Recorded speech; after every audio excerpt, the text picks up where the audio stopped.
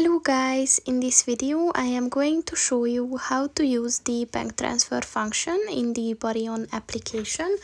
But first I just want to mention, don't forget to subscribe to my channel, because at 10,000 subscribers I am going to show you my whole YouTube revenue statistics and growth strategy, as well as how to make money online. Let's jump into it. First of all, open the application on your phone. And then click on the payments button at the bottom of the page. And then click on the bank transfer button at the top of the page.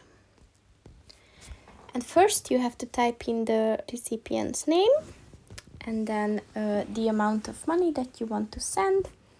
And then you have to set the currency. Right now the only available is Hungarian forints, so that's that. You can also write a comment on the payment or the transfer. You have to set your country, and then you have to add the bank account number. So if everything is done, then just click on the bank transfer button. So that's pretty much it for this video, guys. See you in the next one. Goodbye.